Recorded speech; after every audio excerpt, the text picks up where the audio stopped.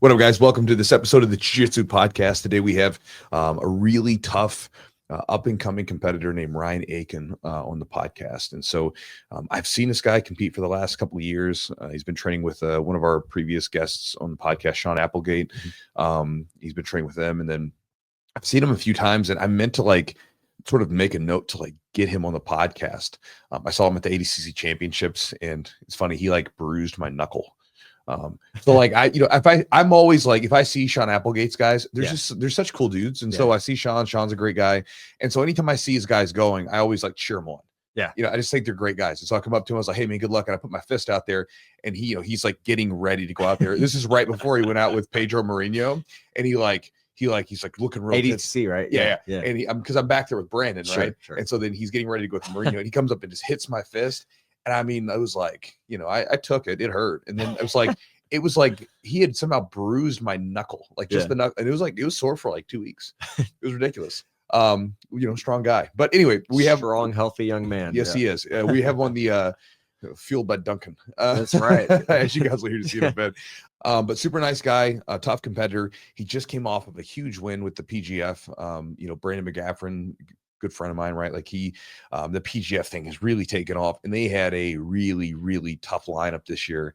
I think the toughest lineup they've put together so far. And he went out there and he came out as the dude of that competition and was very dominant in it against some very tough competitors. And so in the podcast, we're going to talk about, obviously, his start in jiu-jitsu. He used to be a gi competitor, hear about kind of the fear that he had about training with guys like Sean Applegate, move towards that, and even talking about his ideas on training, because this is one of the things that I find interesting with these podcasts. It's a question I bring up every time, is about people's preferred training methods or the things that they found valuable, because there's so many different sort of ways that you can go about getting good at this stuff. And so he shares his ideas on his training and some of the things that Sean has him do to improve and to make this rapid progression that he's been having. And so we'll talk to Ryan here in a second. Big thanks to our sponsors for helping make the podcast happen. One of his sponsors, which is one of our sponsors, is Grapple Science. Grapple Science is a supplement that was developed to help improve focus for basically anything, but for our sake, it's for grappling, right? But you could use this for anything. My wife takes this stuff and loves it. But you can use it for anything where you need a little bit more energy, a little bit more focus, but you don't want to have the crazy jitters of drinking a gallon of coffee, right? So people like me, and you might be the same, is I'm kind of sensitive to caffeine. So I can drink a cup of coffee a day, but beyond that, if I drink too much, I just don't feel good. I don't like it. It just doesn't affect me very well. And then a lot of times I'm very reluctant to try, quote, energy type supplements, but I use this one for about a month off and on, and I noticed the difference for it.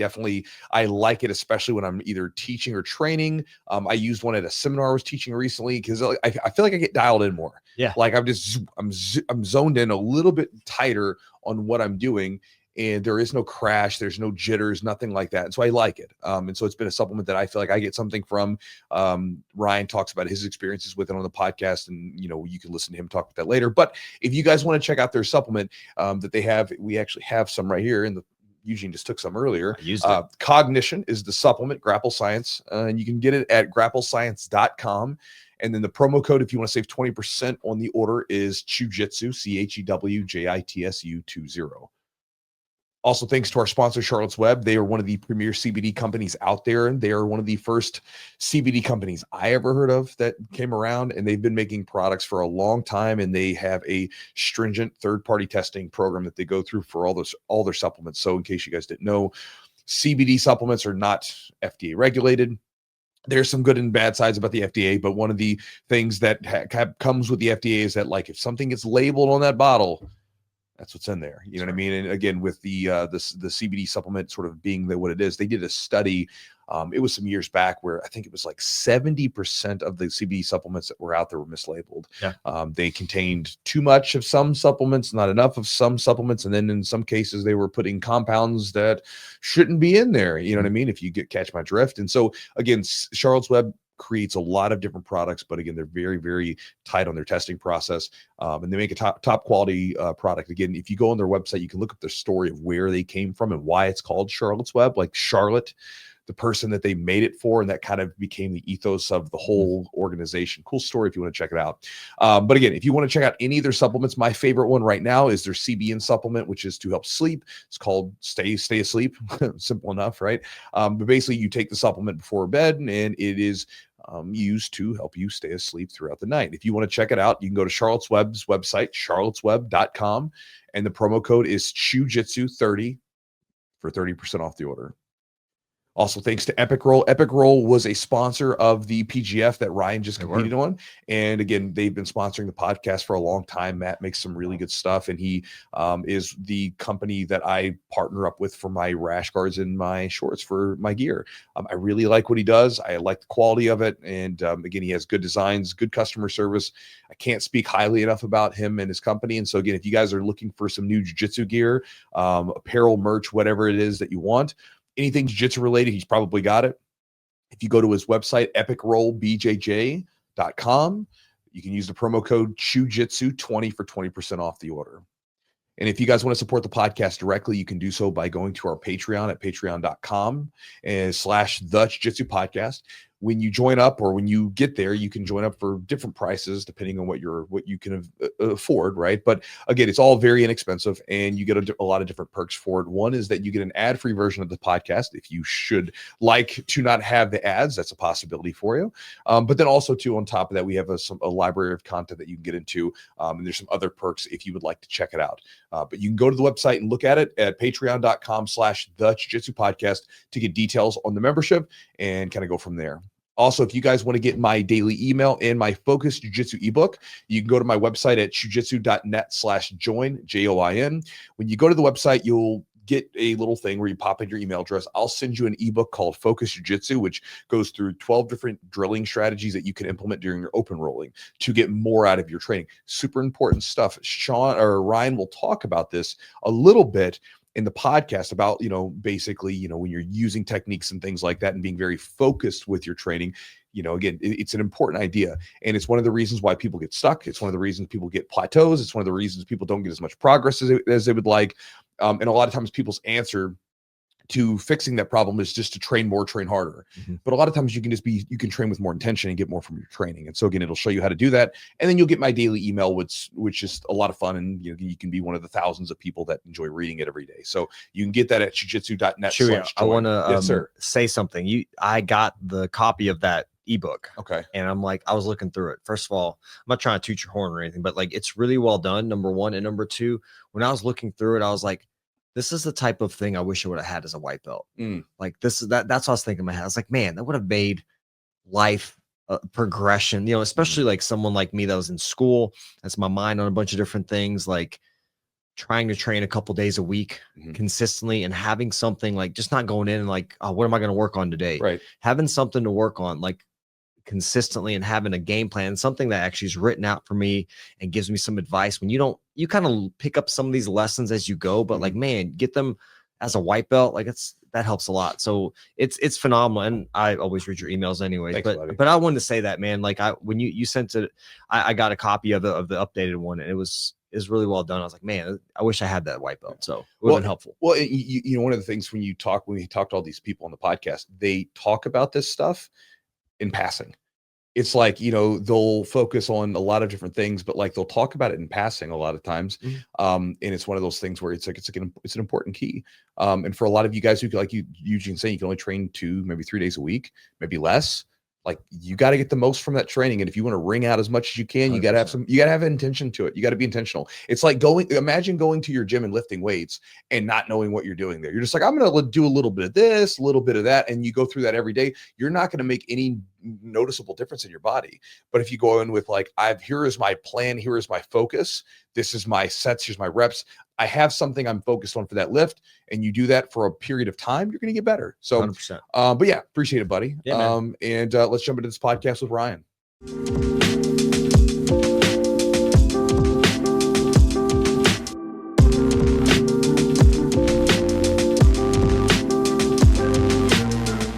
So how did you get started with training? Because obviously I know I've watched you at like several competitions, like the ADCC competitions. And I've come to know you through watching you with Sean Applegate. And that's like where I was like, I'd seen you at competitions and I kind of kept my eye on you. Then I remember seeing you at the ADCCs when you went against Mourinho and you got that really fast heel hook. And I was like, oh shit, you know, like, so obviously you were on my radar from there. I don't really know about your previous like sort of jiu-jitsu experience where you were doing gi or anything like that. So how'd you get started?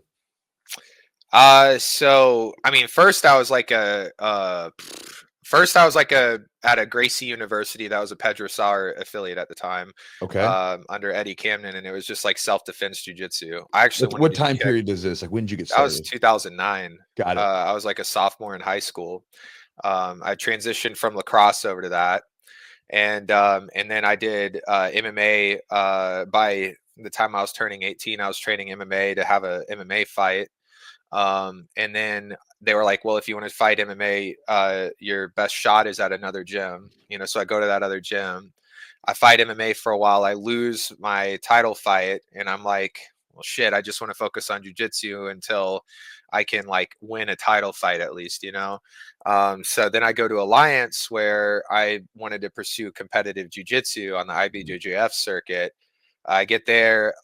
Jacare is not really like hands on anymore. Cabrina and Lucas Lepre left, so now it's Leo Noguera, and the gym's kind of like losing all of its competitors.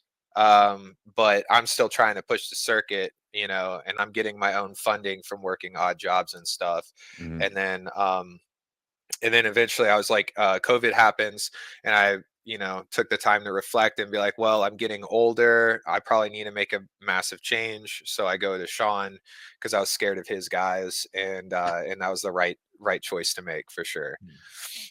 Why were you scared of them? There you go. Dude, I mean, shit. Have you seen them? Have you? Oh no, I know. I definitely thought. Like, Was it like the leg entries or something that you weren't familiar with? Was there a reason why you were scared of them in particular? Yeah, man, it was definitely like the leg entries.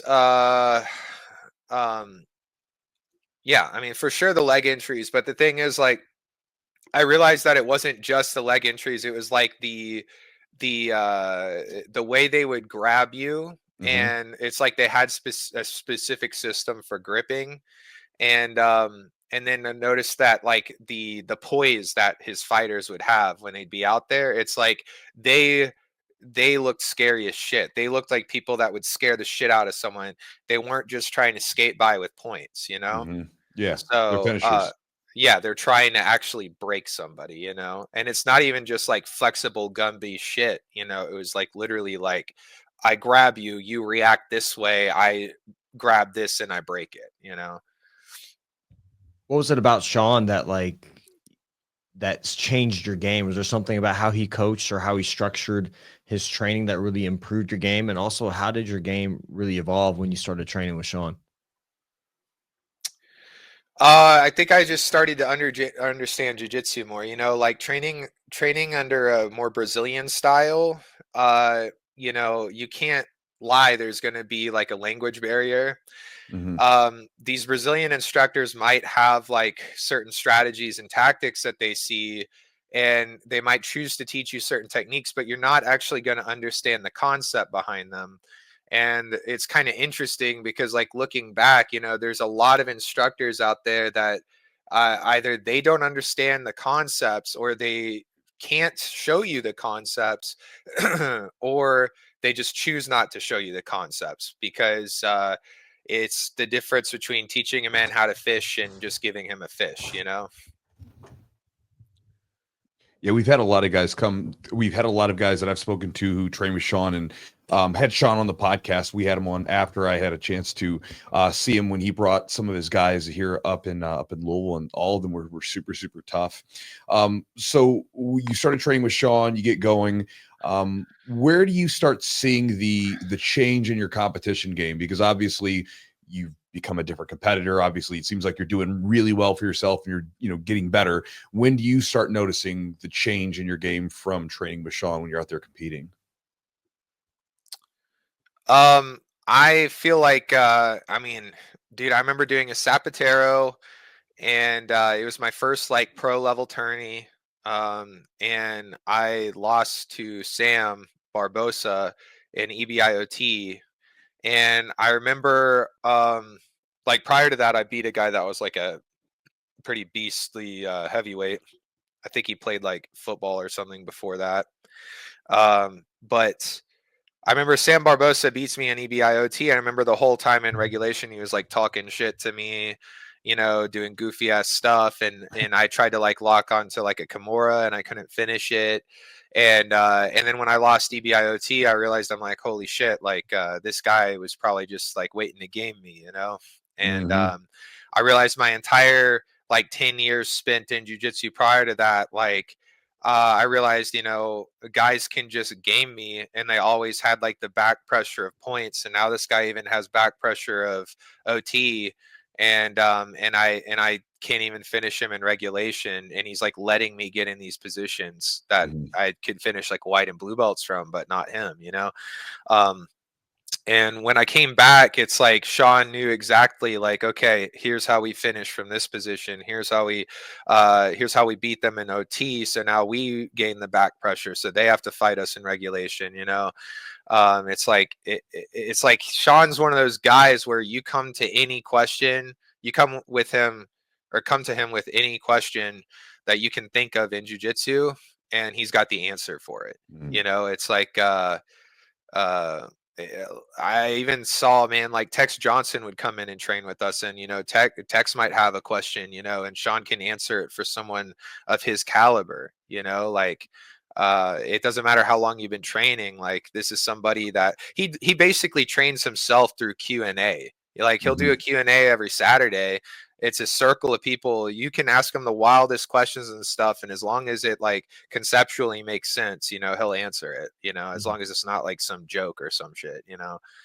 But there's very few people out there that can do that, you know. The first person that probably comes to mind for a lot of people is going to be like John Danaher.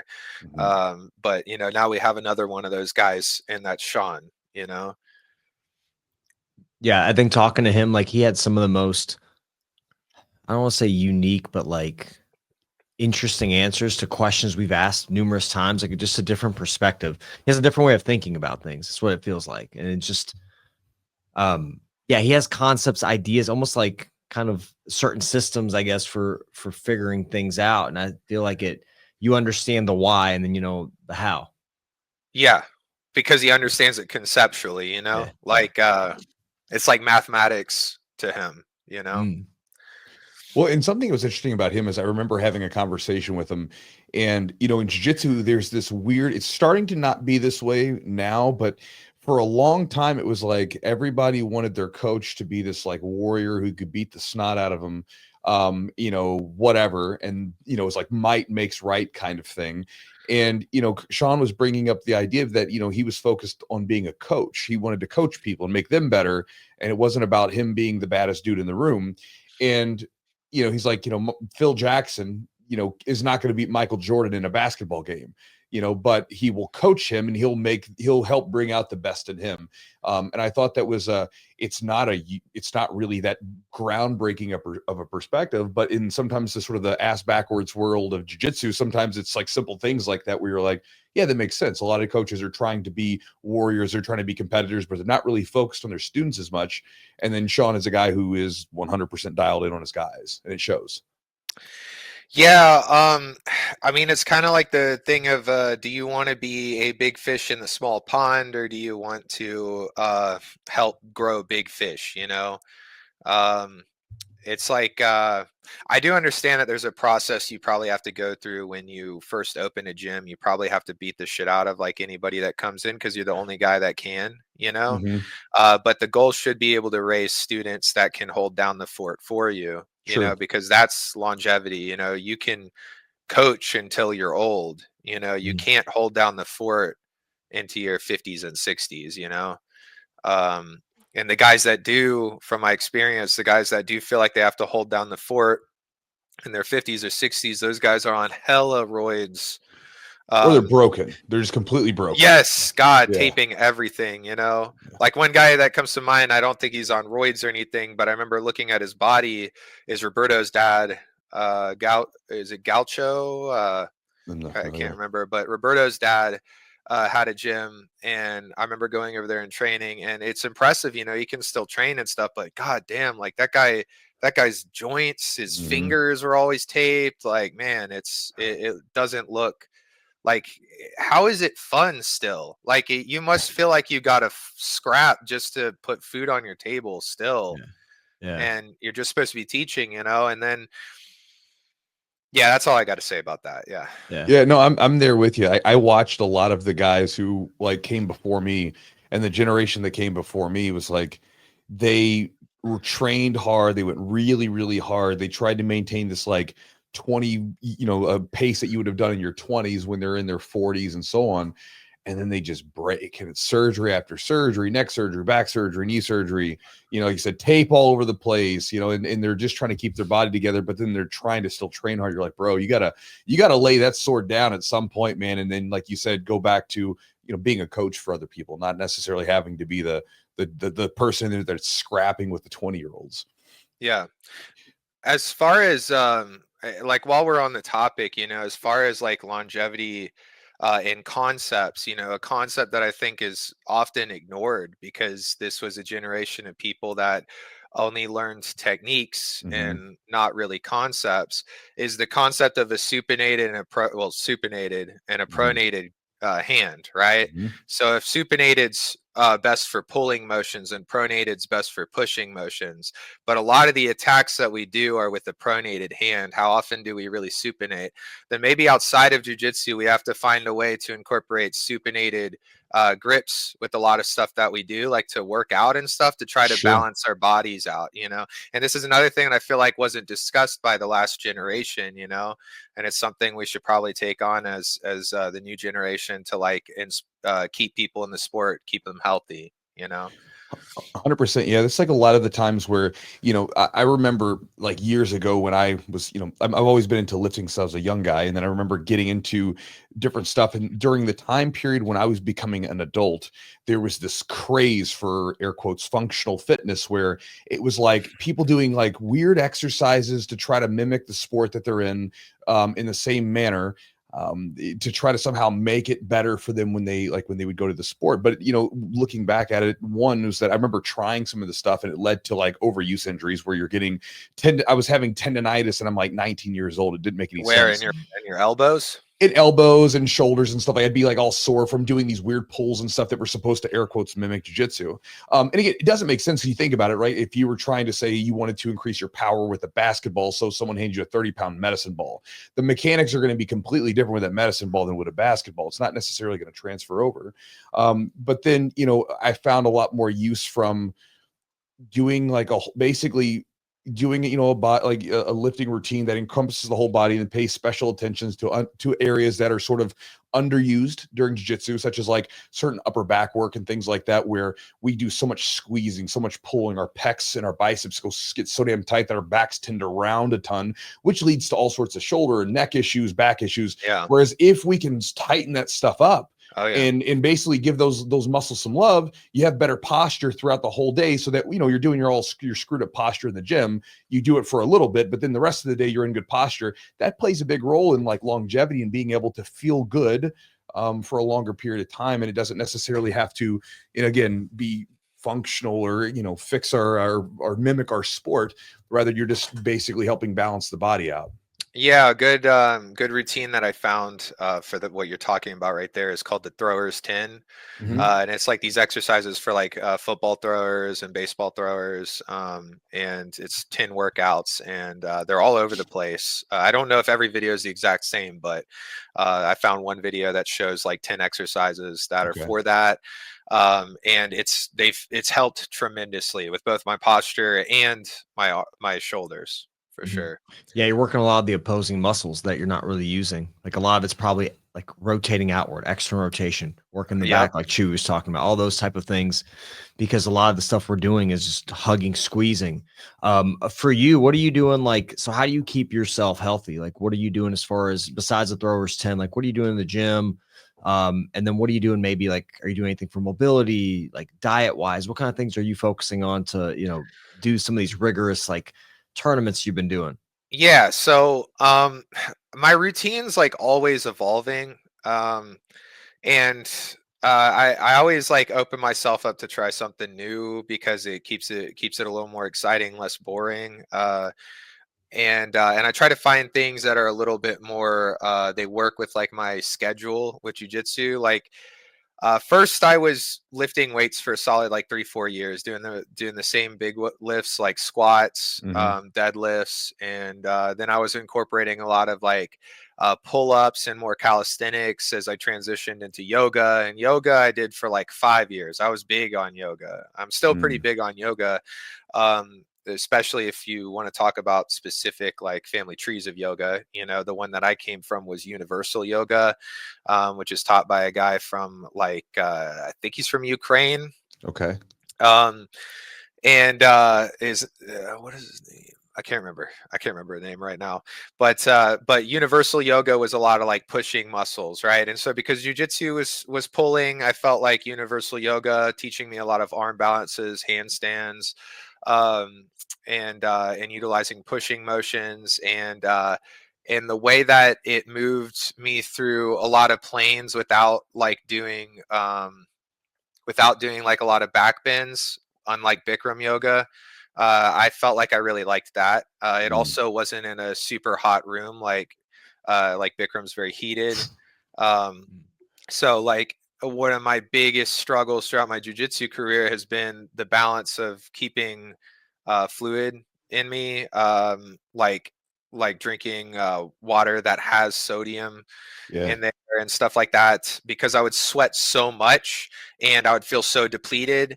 I dealt with a bunch of GI issues that were probably related to that as well. I found that zinc was a supplement I really needed. I was very deficient at zinc when I got my levels tested when I was like 22 or something. But yeah, so I stayed away from heated yoga, only did universal for a long time. It was perfect. It's all I needed. My shoulders felt great. Even after a pretty bad injury when I was like 20, my shoulders felt great for about 5 years.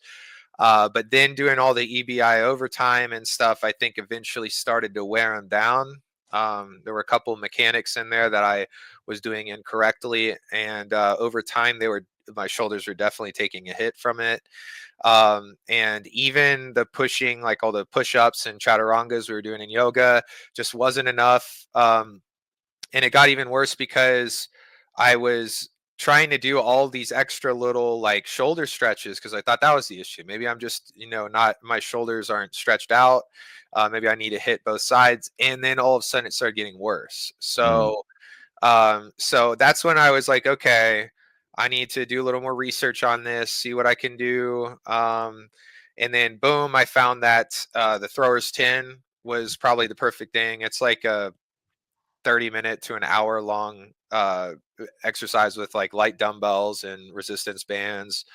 And then I also added in like, just some machines that some like some of the cable machines and stuff like that at a Lifetime. And then I started focusing on like cardio more recently as well. And it sucks because I used to enjoy doing what's called flying in yoga, where you're doing a lot of arm balances and stuff. But right now I kind of have to realize that like that's always there for me. What's not always there for me is the opportunity to do the competition circuit, in jujitsu. So, even when I'm done with jujitsu, even when I'm 40, 50, I can still go do cool arm balances. And that was something that stuck out to me about a lot of the yoga places I went to, was that, it's a legit yoga place when you got guys that are like 50 years old doing handstands and holding it, and flying. So, if they can do it, I can do that too. That's always going to be there for me. So now I'll get a little more specific on what I like to do, like pre-training. Is I got a bucket of rice downstairs that warms up my fingers and my hands and my wrists, and I kind of get in that right after I wake up. I'll get on a yoga ball and warm up my spine by doing some stretches and twists, moving through the transverse plane. And then I use like some yoga stuff I still retain, you know, like moving through a chaturanga, doing down dog, up dog, stuff like that. You know, that moves you through the sagittal plane, and then some like side lunges would go through the frontal. So as long as you're moving through all those 3 planes, you know, and maybe warming up my fingers and stuff, that gets me ready for training, and helps me avoid injuries. And then something that I like to do recently before competition is like using a ball, like a lacrosse ball, Mhm. and I'll just bounce it, catch it, bounce it, catch it, to kind of warm up my hand-eye coordination, and kind of get my confidence ready, you know, Hmm. that gameness to just, you know, snatch the victory. You know what I mean? So Interesting. What's your diet look like these days? I mean, because you're a pretty well. Here's a question for you shit, before I it's ask you shit. about the diet. Shit. What's your walking weight right now? I like 210. 210. So my journey for my weight has been like, when I fought MMA at 18 years old, Uh, I was 170, right? I okay. probably walked around at 175. Um, as I got older, I remember like my final cut for MMA was coming down from 185 to 170. Mhm. When I was pursuing a lot of IBJJF stuff and in the gi at like purple belt, I was probably cutting from like 190 to like 180. I think I remember weighing in the gi in like 182, 183 or some shit like that. Okay. And then I noticed, like, as I got a little bit older, especially during that period where I lifted a lot of weights for like 4 years, I went up another like 10 pounds. So like I was probably 195 by the time I was turning 26. Okay. And now I'm a whole 31 at 210. I think I hit 212 like 3 years ago, during the winter, but you know, I've pretty much maintained that. When I cut to 185, which hopefully I don't really have to do again, but I'm sure there will be a time. As long as it's the day before weigh-ins, I Yeah. will walk around at no more than 203, 205, you know, Uh-huh. and do the water cut down to 185, as long as it's the day before weigh-ins. If it's the day of, I You don't can't know, do bro. that. I don't know. You can't Yeah, do that. that was the last one I did for that, was main character last year, and that was just, or that wasn't day of. Sorry, CJJ was the last one I did like that, Okay. and that was bad. I needed an IV for that, for sure. Yeah. If you're cutting that much weight, I remember fighting at 85, and I would typically get to right around 200 pounds, and I would water out the rest. And there'd be no way that I would be able to do a day of weigh-in and then go fight or compete or whatever with that much weight. Like you said, an IV's nice and all, but it's not the same as having that full 24-hour period to recoup. Yeah, I know something I noticed was my calves and my arch on my foot would cramp, Mhm. from the water cut. Yeah. And so you said your diet right now is shit. It's shit, dude. I just did that $6 meal deal from Dunkin', and I did the same thing yesterday. By the way, dude, $6 for a meal is a steal. Dude, you get a medium coffee, you get a plain bacon, egg, and cheese, Uh-huh. and hash browns. And dude, I looked at it, they were adding it all up. It says like 930. I'm like, 930? It said $6. And then Yeah. once they completed it, just crosses it all out and it says $6. I'm like, yes, $6 Duncan's, meal go. deal, give baby. this man a Let's go. sponsorship. Let's Yeah. go. That's awesome, man. Like, well, when did you think your competitions kind of started to really improve?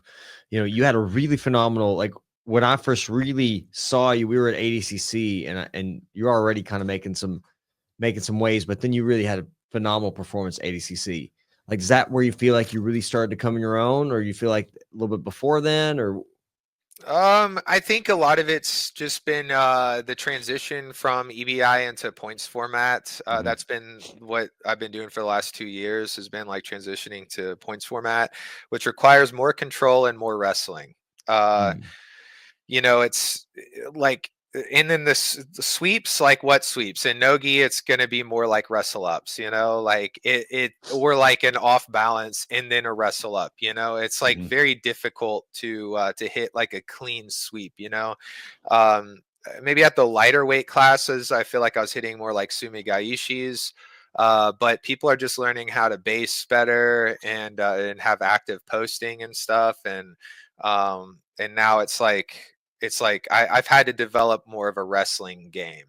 to transition into points. And I think that that's been like the threat of that has been a little more of what's led to my success with like points tournaments and stuff. And because I've been breaking legs for like a few years now. Yeah. But now it's the idea of being able to apply that in a points tournament, you know? Because in tournaments that don't have points, it's like everybody knows they can afford to get involved in these, you know, in these exchanges, and the exchanges just get a little deeper. In points tournaments, that's not the case. It's very tactic based.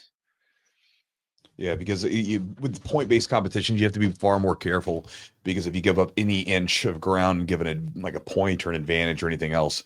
I mean, I was like watching the Nogi Pans like the other weekend. I was watching a few of the guys' matches, and it's like you'd see a guy get an advantage, and his game goes from like being very aggressive to now he starts to draw back, he starts to stall and look busy, but not really do anything. And I always hate to see it, because it's like, even though with point-based competitions, I still think there's something about being like a finisher. You know, and that's something that seems like you kind of embody, right? Like you obviously are learning how to play the points games, but even in the competitions that I've seen you that involve points, you still seem to be actively and aggressively working to actually finish the match versus just kind of riding on like a very small margin of points to win the match.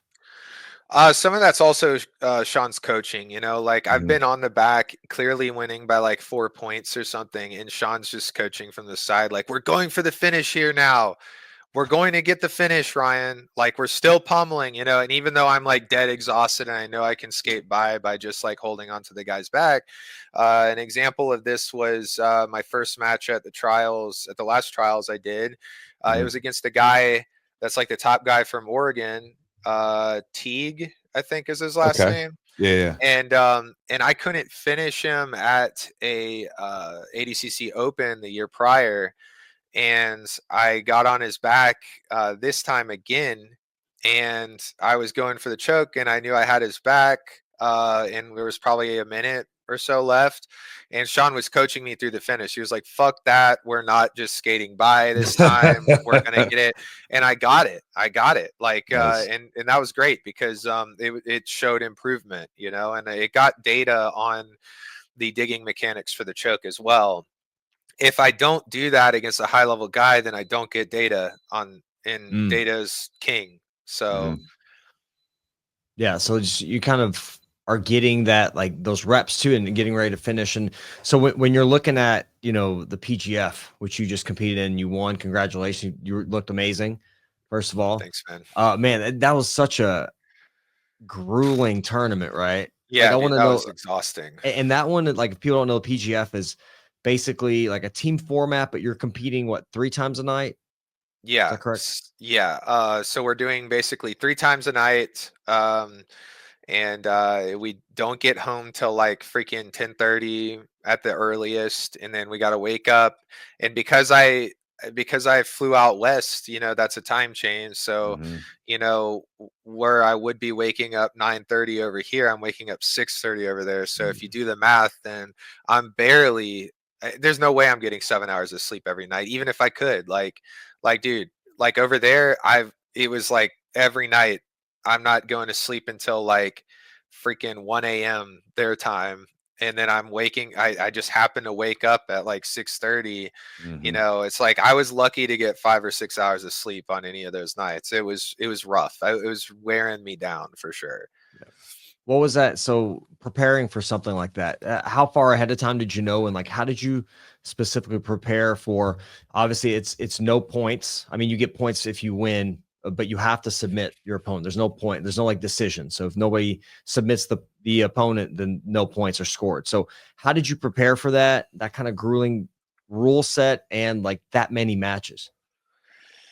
So like leading into it, I remember one guy I was training with the week, like a few days before I hopped on that plane to go out there, and his name's Eldon. And you know, while normally we have a session that's like kind of back and forth, and I want to work on specific things with them and stuff, and maybe get some defense.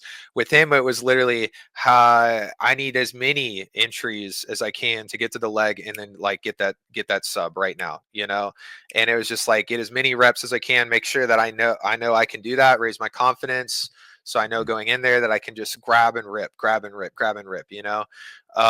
and that was for like the lower body attacks, but then also it was like working on my finishing mechanics for the chokes as well, which the two ones that come to mind are the rear naked choke and the katagatame from the front. So I was I knew I had the katagatame down pretty well. I don't have a good rear katagatame yet, but then the rear naked choke was going to be my rear attack, and I've been working more on some of my pummels for that, and I feel like that showed this week. At least in 2 matches, I feel like I really excelled on that, because they were guys that I used to struggle with choking before. So were there any memorable experiences that stand out to you during the event, whether that was one of your matches or wins, or whether it's something that was happening backstage? So shit. I mean, backstage there were some cool moments. Pedro Sar complimented me on the way that I taught some leg lock defense, but it's really just the way that I was shown the concept that I was shown by Sean, which is just essentially fighting for inside position.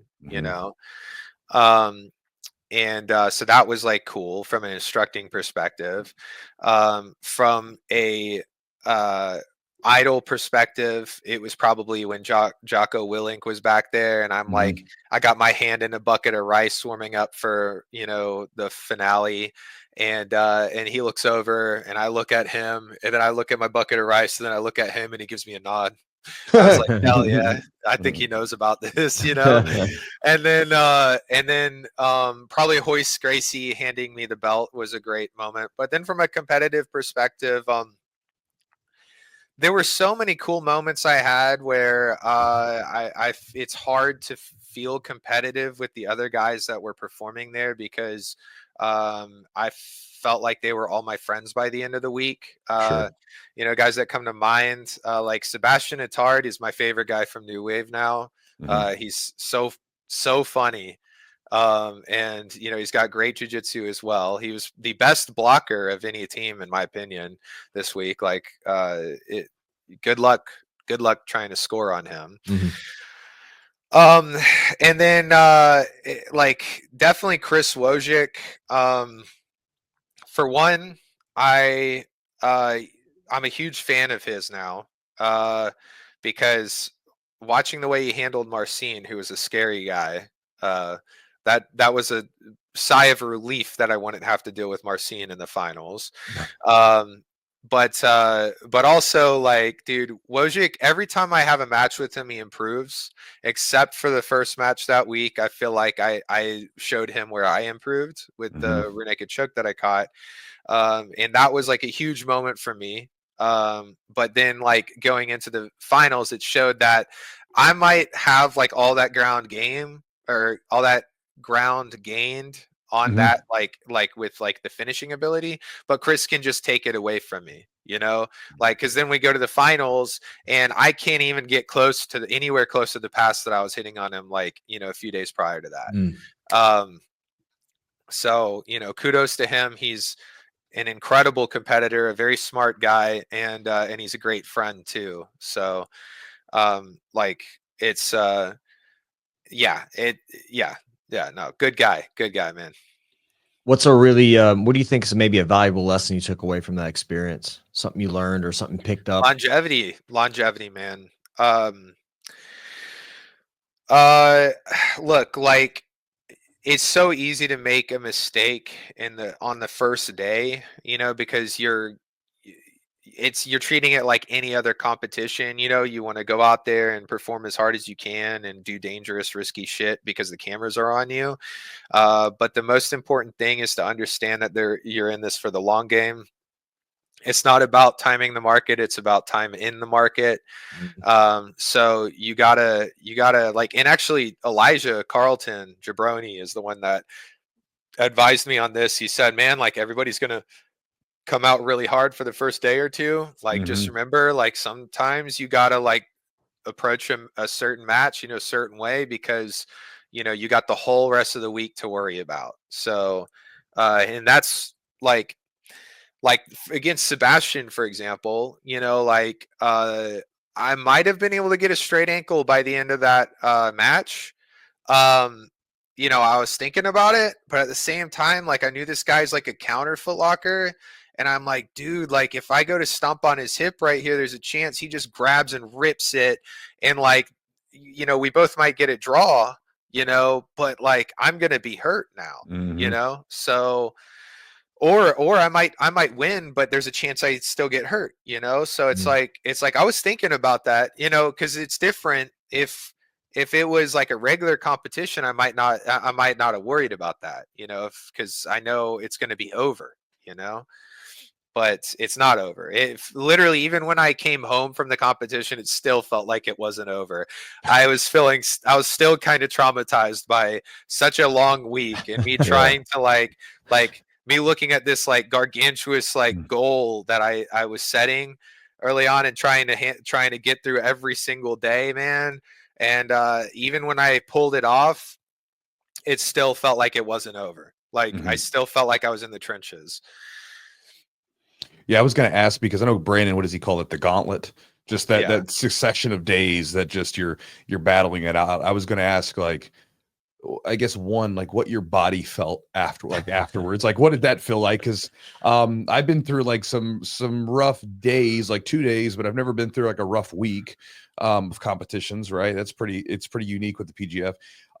But also, have you had the I don't know if you were having this or not. Did you have like a come down from it? You know, because a lot of times like people will talk about like you win your big goal, you get the thing, and then it's like, you know, maybe sometimes some people experience sort of a come down.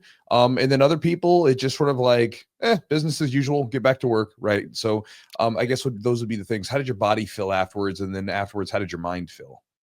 So my body felt sore, you know, like uh dude, in between those last couple of matches, it was so hard to distract myself from how my body just wanted to sit. It did not want to move anymore. Um and like actually throughout the week, I was feeling like that several times, and you know, I would just jump in the cold pool, you know, swim back and, you know, there and back, and then I'd hop in the hot tub and I'd feel warm again and ready to go, you know. But I'll tell you, that's a deep sore, man. Like that's like spinal sore, like that shit I was feeling. As far as my mind went, it's like when you get picked up from summer camp at the end of the week and you have this like post trip depression. Yeah. Where you're like, damn, man, it's all over, you know, it's all over. I cried a little bit on the plane ride home, and it was weird because then I realized, I was like, on the plane ride there, I had this really pretty moment where I was like watching this lightning storm happen outside of the plane, like a couple miles away from us. And I'd never seen anything like it in a plane before, but like you could just see the lightning cracking off in the clouds, and it's like igniting and like lighting up like miles of cloud. You're just looking at it. It's beautiful. And I'm thinking, I'm bringing the storm with me, you know, on my way down there. Hell yeah. And then it's like, once it's over and I'm flying off, I'm like, holy shit, I did bring this storm with me. And, and now it's over. And yeah, dude, I don't know, man. It was a really pretty story for me. And if that's all I get to take away from my entire career in jiu-jitsu, and that's like the peak, man, that's plenty for me, bro. I loved that. I'm happy. I'm very happy with what I've achieved, especially through PGF now. And now everything else I do from here on out is just more, you know, it's definitely like just the prologue or whatever, you know? Well, you're still young enough. You still got some good years left on you as far as I your hope youth so. goes. I Yeah, hope I mean, so. you're in your early 30s, so you still got some Yeah. time left to get out there. And you know, just because I first noticed you when I was watching you at the trials, at the ADCC trials. I can't remember which one it was, if it was like 2 years ago or what, but at the 88 kilo division, and I was like, who is this big like son of a he's a big 88 kilos. I was like, that's a big dude.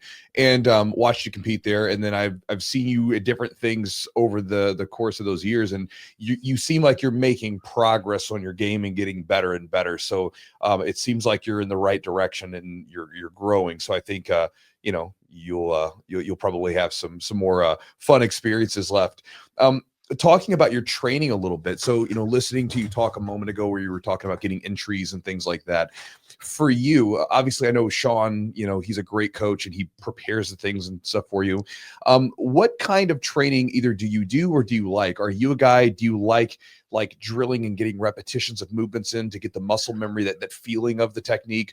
Or do you don't like that at all? And you say, let me do situational rounds and let me do these things. Or are you maybe kind of one of those guys that just like, let me get out there and roll? Like, what do you seem to get a lot of value from in regards to your training, or what do you prefer?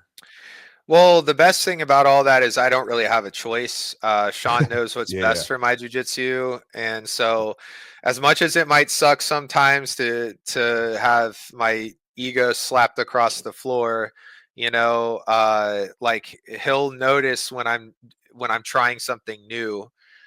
Like one thing that comes to mind recently was, you know, I was getting tired in a roll, and I started to apply this strategy like in roles that were getting a little tough. You know, if I was having trouble taking guys down, if I was a little bit bigger than them, I would do that Giancarlo thing where I go for like a low single, put both legs on my shoulder and like sit up with the straight spine, right?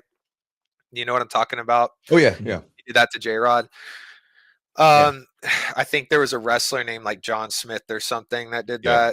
that. He's shooting And for John Smith would shoot him for low singles, pop up, and then come yeah, out. Yeah. well, you can hang out down there, you know? So there I was like hanging out, catching a breath, and Sean's like, Ryan, what the fuck are you doing? Like that, dude, that is so like bad. They guys can just fall off and armbar you right there, you know?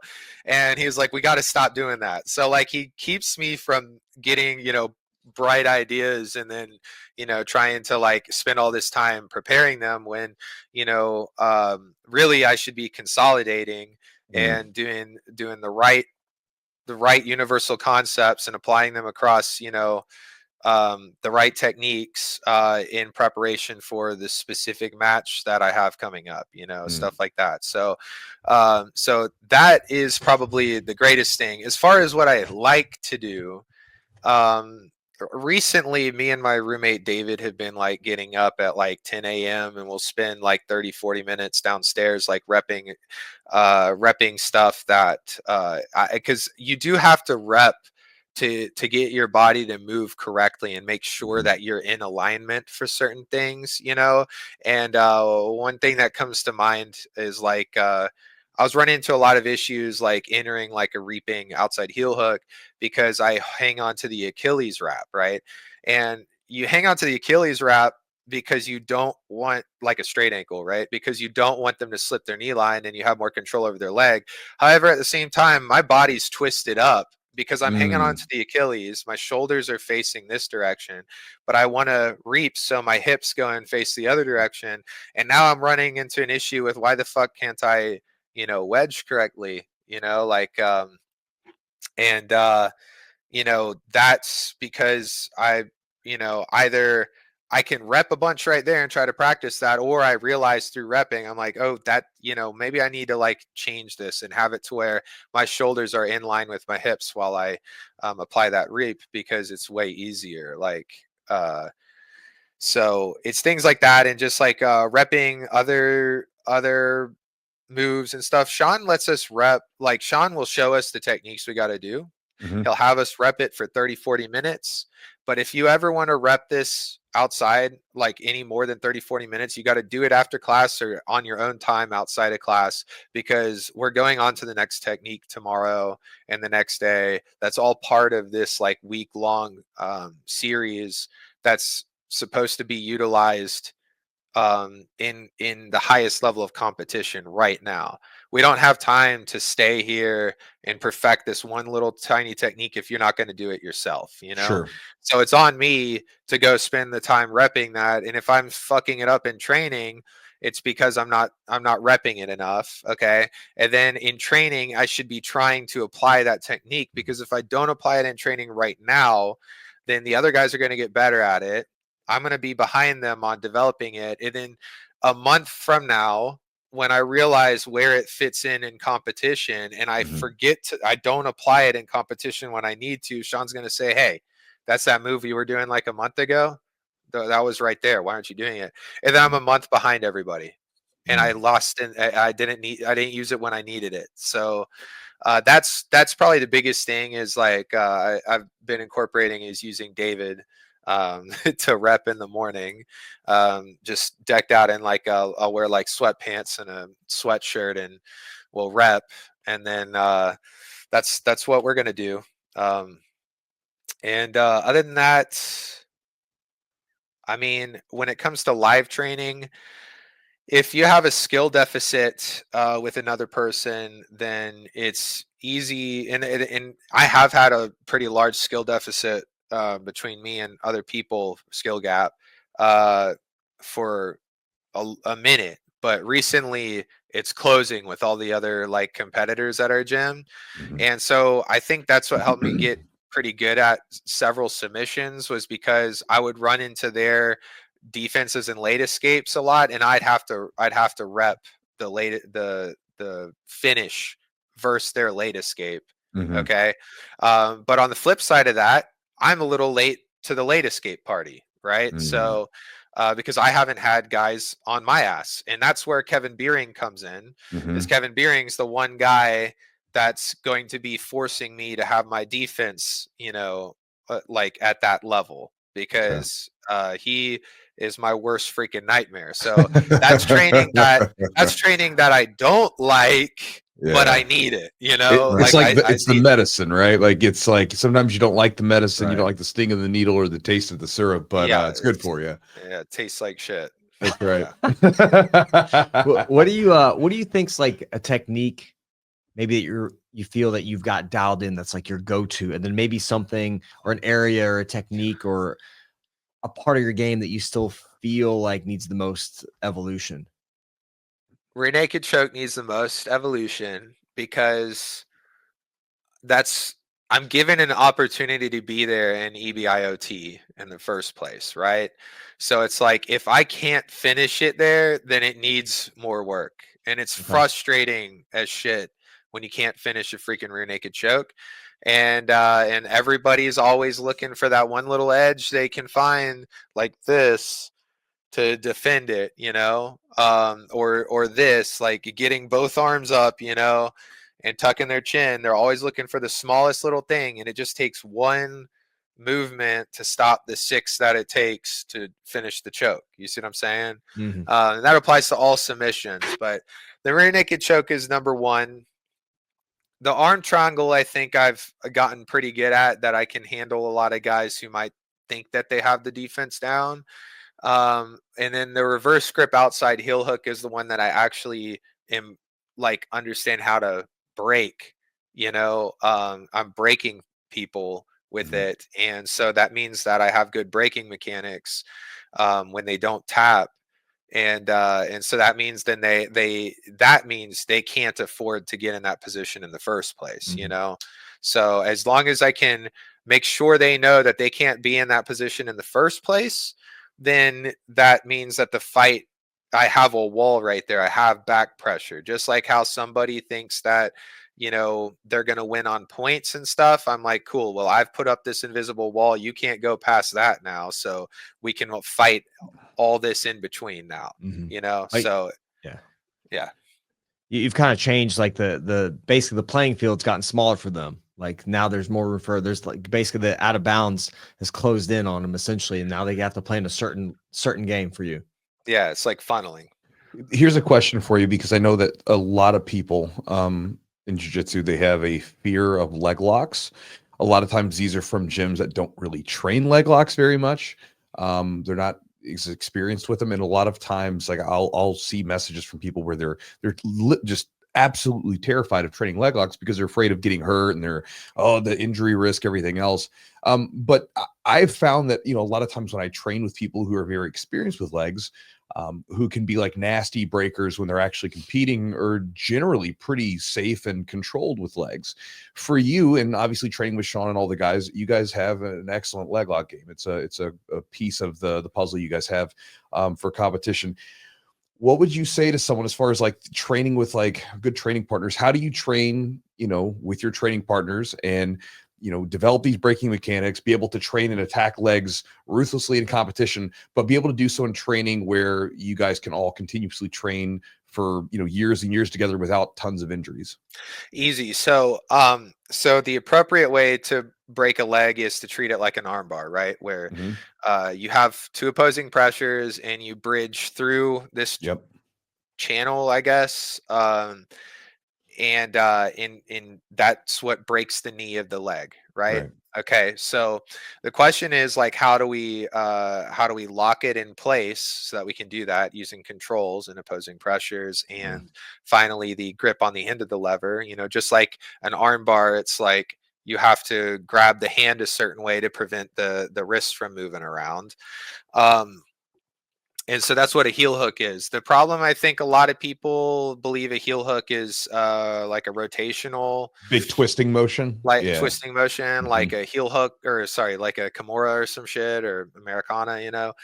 But even those, like, they're supposed to be like control, and Right. actually the appropriate way to break the Kimura, at least, like in Ultra Kimura, I believe it's like you're bridging through, you're using your legs. Like, the appropriate way in a Udikatami from a rear triangle is you're locking the arm in place, and then you're using extension through your hips to like crack the shoulder. So a heel hook, it's the same thing, man. It's an extension, not like the rotation. The twisting applies torque so that it's Mm-hmm. in place, and then that takes out all the slack in the joint, and then Right. the bridge is the extension to break the joint. So with that in mind, I think that the real error in a lot of cases is either the person applying the heel hook, okay, and he's using too much rotation, okay, or the Mm-hmm. person having the heel hook applied where they think that they can rotate like through out of it. You see what I'm Yeah. saying? Yeah. So once they start trying to spin with the heel hook, and then they realize, boom, they hit a wall where the extension is supposed to happen, like on their knee, all of a sudden shit cracks. So really, it's the lack of understanding on one of those two sides that leads to the break. Okay. So probably the most safest way to train it is from a pinned position, right? Like where the person having the heel hook applied to them is on a pinned position. That means they're on one of their hips, and the other person has a control. Okay, and then the other person, practices the heel hook with like a true extension applied, and like a lock on the end of the foot. Mm. So I think that that's the safest way. And if you spend a lot of time practicing in that and feeling that out, and then like maybe learning how heel slips work and stuff, and then learning how true like rotational escapes work by actually removing the controls of where the knee line is, and getting the pin off of your hips, then I think you can safely learn leg locks. Mm. It's just like learning how to escape arm bars, but how many people are actually learning how to escape arm bars, Chewy? Well, no, I agree with you. It's like Yeah. 100%. I wanted to hear your thoughts on it because, like, like I've been with plenty of good leg lockers, and like you said, they know how to apply the control properly. They know how to create the extension of the hips rather than trying to create this big twisty type thing. And usually, if you train leg locks enough and you know how they work, just like you do with upper body submissions, you know when you're caught. And you know when you're not, when you can play and you have some options for escapes, and when you're stuck. You know, and I think that was always the sort of the misconception against legs, right? Like, you know, when you get an arm bar on your training partner, you don't take the arm bar and just like whack and just rip it back. You get control of it, demonstrate control. Like, I have you pinned on your back, I have the arm, you're done. You can't turn the wrist, you're cooked. And then likewise with the legs, like, you should have good enough control in the legs where that person knows that they're stuck and there is no escape, and you have that ability to basically say, hey man, like, you're done, and we have that acknowledgement, and the person taps, no big deal. Yeah. A lot of it like goes back to, which I think you mentioned, is having a really good gym environment, like a gym environment where you feel like there's people that are on the same wavelength as you. You guys are working similar things. You're working towards a common goal. You know, you're working leg locks, or you have a respect there. Like, you're not going to try to hurt each other. That's a big part of it too. Cause you know, you may have somebody and they sometimes don't want to tap, but you still know, like, hey, I'm not going to finish this because I don't want to hurt my training partner. But most of the time it's an understanding that you have, and it's a safe gym environment where, you know, you're not trying to break each other's shit. Yeah. Yeah. I mean, that's a big thing. For sure. Yep. Yeah, man. But even like, you might still have that safe training environment where people aren't trying to break each other's shit, but some idiot still rotate, like, tries to just freak out and rotate, you know, and then all of a sudden some cracks, you know, that's on them, bro. Like, that's on them. That's not on the person applying it, you know? Right. Yeah. They just have the wrong response to it. Yeah. Right. And that goes back to like people training and understanding how the damn things work. Like, you know, it just I think a lot of times the injuries that I've seen with leg locks usually come out of inexperience. Yeah. Inexperience and lack of teaching, you know, because once you know how they work, then you kind of, like you said, if you have a conceptual knowledge of how these things work, it's a little bit easier to understand what the hell you're doing and, you know, the way that you should move versus not move. Yeah. So yeah, cool. I actually wanted a fun story was like getting you on the podcast. So I don't know if you know, what John reached out to you about getting you on the podcast, John from Grapple Science. So yeah, see, you got Grapple Science right there on the table, huh? Oh, yeah. So I was actually, it's funny. Took some this morning. There you go. I just did it before the podcast. So I didn't even know, like, you were, maybe John had mentioned it, but so I saw you on PGF, right? And like, I saw you wearing a Grapple Science shirt. And so I took a screenshot on my phone. I sent it to John, and I was like, you know, Ryan, like, you just killed it. I was like, he's killing it, man. He's doing so good. And he's like, you want him on the podcast? I was like, hell yeah. So it's like, we're excited to have you on. Like, how did you get to work with John and Grapple Science and GW? So I believe they were connections from like Killcliff or something. And John also trained at Alliance, and he just came through our gym one day and hooked us up with some of their supplements, and I really liked it. I actually took Grapple Science all week while I was at PGF. I made sure I packed like 7 of those little packets in my bag, and I wouldn't let a single one of those go missing at the Airbnb, bro. I was like really reliant on those. Those things give me like laser focus before I compete, and it also keeps me like on track when I'm thinking. You know, it just like it. They help a lot for competition, especially like even in PGF, where I was like feeling all that brain fog and stuff like throughout the week. It helped alleviate that for sure. And it doesn't give me jitters like Alpha Brain does. Like, Alpha Brain feels more like a stimulant, you know, with like caffeine and whatnot. But Grapple Science is a little bit different in that aspect. Almost like I would compare it to, surprisingly, it doesn't have cordyceps in it, but I would compare it to cordyceps and stuff for sure. Yeah. We've been working with them for about a month, and I tried the stuff out for a month before they became a sponsor, and I like the stuff too. It seems to help out with my grappling, like as far as training goes, and also too when I'm doing like computer work, like, you know, sitting around like dialing in on stuff. It seems to help. Yeah, it's got something in it that's supposed to like help the oxygen get to your like more oxygen in your blood or something.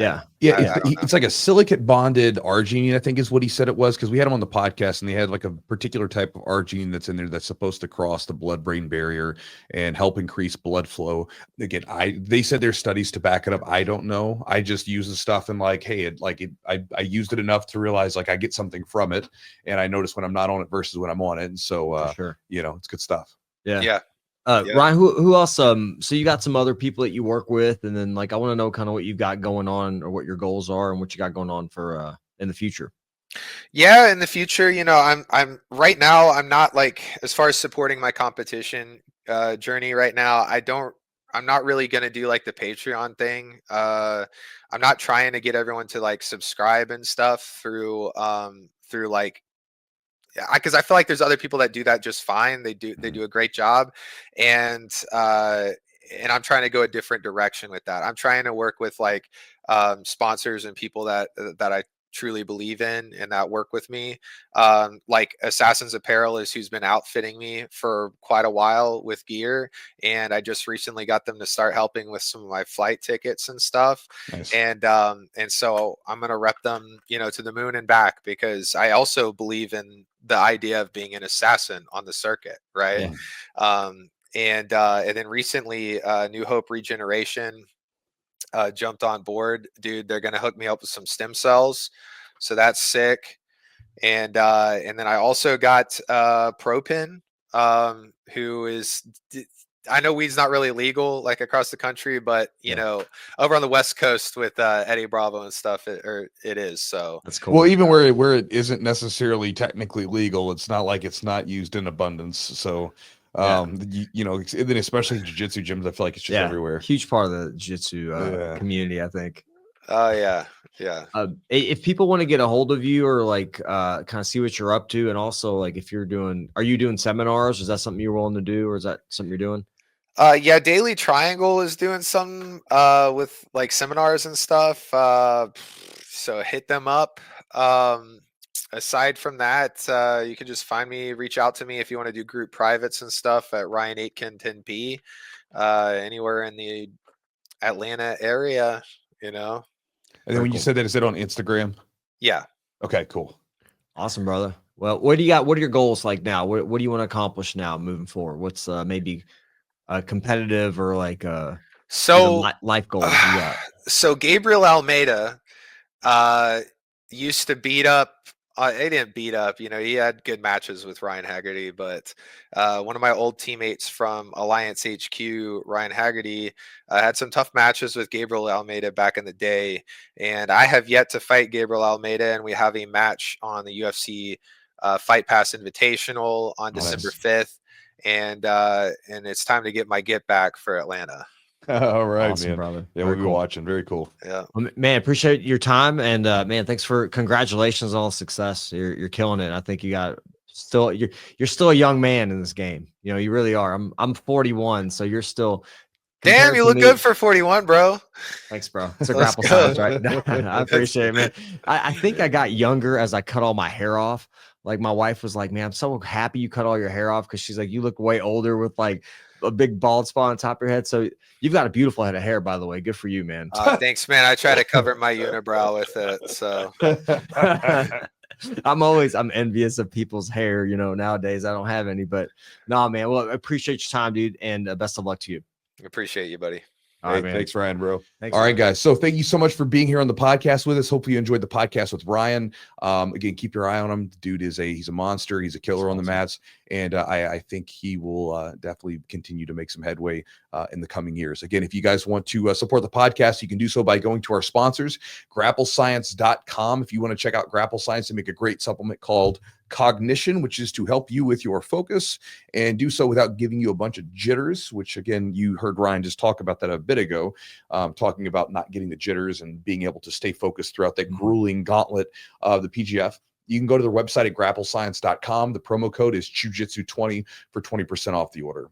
Also, thanks to Charlotte's Web for supporting us. Again, I like their supplements. I've been using them for a number of years now. The supplement I currently use is the CBN supplement, which is called Stay Asleep, which, again, as the name would apply, is there to help you stay asleep. And again, it's one of those things where if you're going to get the most from your body and push yourself and, be productive and work and be there for your family, be there for your wife and kids or your husband, get to the gym and train hard, you got to get some good sleep. There's no way around it. That's how you recover. That's how you refresh yourself. And so anything I can do to help that out is I'm going to try it. And I like the supplement. It's been good. So you can check them out at charlottesweb.com.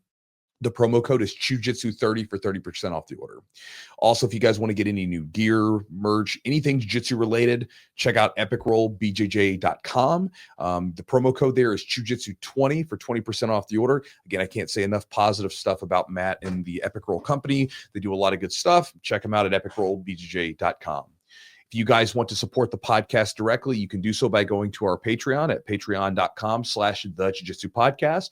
If you want to check it out, you can go there and you can look up the perks list to see all the different things that you get for joining up as a Patreon member. And again, that's at patreon.com/the-jiu-jitsu-podcast. And last but not least, if you guys want to get my Focus Jiu-Jitsu ebook and receive my daily email and join the thousands that are in the Chew crew, you can do so by going to my website at chewjitsu.net/join. And so I'll keep it nice and short for the ending. So again, appreciate you guys for being here. Hopefully you got some ideas for your training, maybe a couple ideas to chew on for the rest of the day. And appreciate you guys. We'll talk to you next week.